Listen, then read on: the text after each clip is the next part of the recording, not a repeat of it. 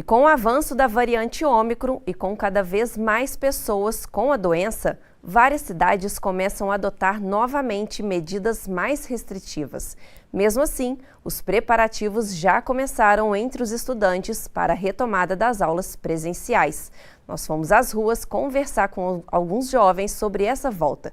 A expectativa é grande.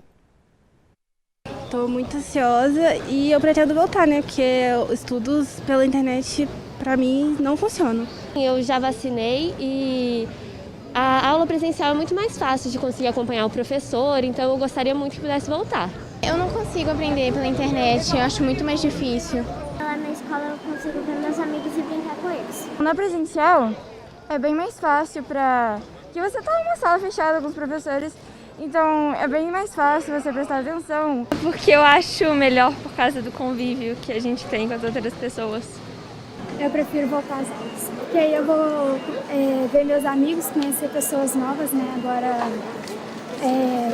sala nova, né? Novos amigos, acho que vai ser legal, vai ser uma boa experiência. Mas será que existe risco para que essa volta aconteça de maneira remota? Bom, para falar sobre esse assunto, eu vou chamar os nossos correspondentes para a gente dar um giro pelas regiões. Ricardo, fala pra gente, Ricardo, e na Zona da Mata, qual é a situação nas cidades? A vacinação das crianças também segue sem problemas por aí? A vacinação para crianças de 5 a 11 anos começou nesta quinta-feira aqui em Juiz de Fora, em algumas cidades da Zona da Mata também. Aqui é para crianças de 11 anos com e sem comorbidades nascidas entre janeiro e junho. E amanhã é a vez das crianças de 11 anos nascidas entre julho e dezembro. Isso, julho ou dezembro, vale para aquelas que têm aquelas sem comorbidades. As com comorbidades podem de 5 a 11 anos, nascidas de julho a dezembro. Fez essa diferença aí para que elas com comorbidades possam vacinar de forma mais rápida. Mas a vacinação aconteceu, o que houve é que, como acontece habitualmente toda quinta-feira aqui em Juiz de Fora, as unidades básicas de saúde fecham mais cedo, 11 horas da manhã, não há o funcionamento à tarde. Isso acabou provocando muito desencontro de informações, muitas pessoas foram à tarde, encontraram os UBSs fechadas, e isso acaba irritando as pessoas e a prefeitura alega que para isso abriu o Espaço Cidade, que é um local que fica no centro de Juiz de Fora, no Parque Alfred, só que a procura é muito grande e a fila é enorme por causa dessa procura aí, já que são muitas crianças buscando a vacinação nesse início aí de imunização para esse público, né, que é a fase quase final, e praticamente final desse grupo que está recebendo a vacina contra a Covid. Bom, hoje foi um dia de informações importantes aqui em relação à pandemia também. A Prefeitura de Juiz de Fora, hoje mais cedo eu conversei com a secretária de Saúde aqui do município, Ana Pimentel, e ela revelou que as aulas retornam agora em fevereiro, dia 7 de fevereiro, de forma presencial e 100% obrigatória.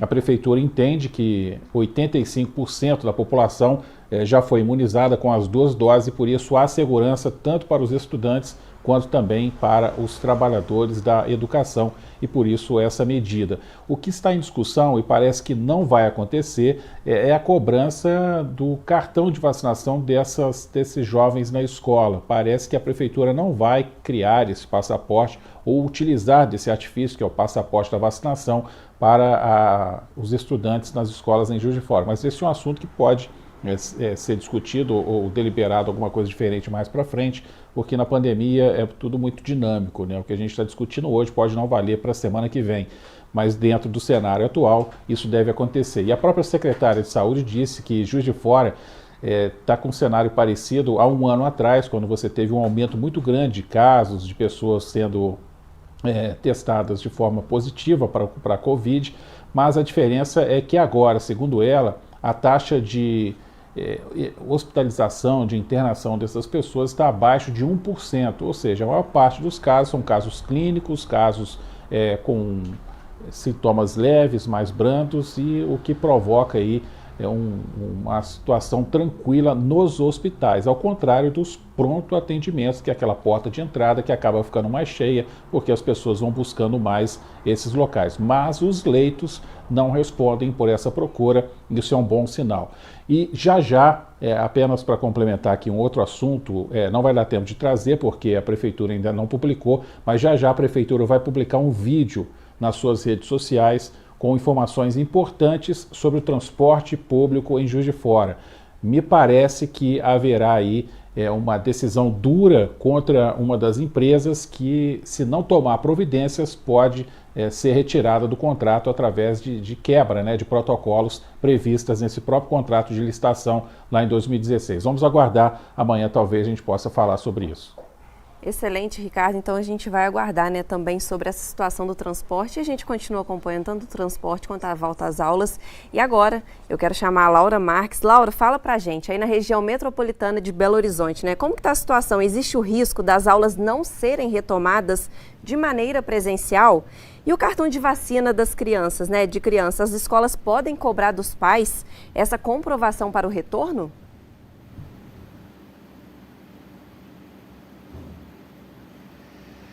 Olha, Sulamita, essa segunda pergunta que você fez para a gente dar uma resposta sobre isso, num primeiro momento, a Prefeitura de Belo Horizonte e a Secretaria Estadual de Educação, nenhum dos dois órgãos deu nenhum tipo de direcionamento no sentido de orientar as escolas para que exijam o cartão de vacinação contra a Covid-19. A princípio, esse é um documento que não vai ser solicitado para a retomada das aulas presenciais aqui em Minas Gerais e aqui em Belo Horizonte também não.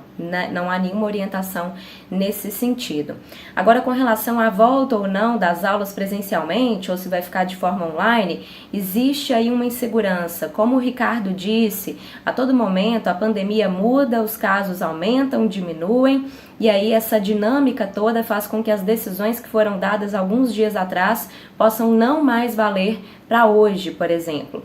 Na terça-feira teve uma reunião entre representantes da Secretaria Estadual de Educação e o Sindicato Único dos Trabalhadores da Educação e, segundo o governo estadual, a previsão é de que as aulas voltariam normalmente nas escolas estaduais, agora no início de fevereiro, da mesma forma como já estava sendo feito no final de 2021, ou seja, com 100% das crianças, adolescentes, adultos indo para as escolas, autorizados a fazerem as aulas presencialmente, apenas com o uso de máscara sendo a principal regra para a gente conseguir controlar a transmissão da Covid-19. Aqui em Belo Horizonte é a mesma coisa, nas escolas municipais, privadas aqui da capital mineira, a regra era manter o uso de máscaras, mas 100% dos estudantes já estavam autorizados e inclusive era obrigatório ir às aulas presencialmente. Então essa regra, em tese, seria mantida já para esse retorno do ano letivo em 2022. Mas houve uma mudança no nível de risco da pandemia aqui em Belo Horizonte, Sulamita. Agora há pouco, a Prefeitura de BH publicou o boletim diário sobre o andamento da pandemia e nesse boletim traz lá um novo dado sobre o matriciamento de risco. Esse é um índice que considera vários fatores, por exemplo, nível de mortalidade pela Covid-19, nível de transmissão da doença, entre outros fatores. Esse matriciamento de risco estava em 85% até ontem. Isso significa, a partir de 81%, que todos os estudantes podem ir presencialmente para as escolas. Abaixo de 81%, somente os estudantes de 18 anos ou mais é que podem ir presencialmente. E hoje, o matriciamento de risco aqui de Belo Horizonte estava em 68%. Esse é o dado que está no último boletim da Secretaria Municipal de Saúde sobre a situação da pandemia. Isso indica que, então, possivelmente só os estudantes com 18 anos ou mais é que poderão ir para as aulas presencialmente. A Prefeitura de Belo Horizonte ainda não deu um comunicado oficial sobre isso.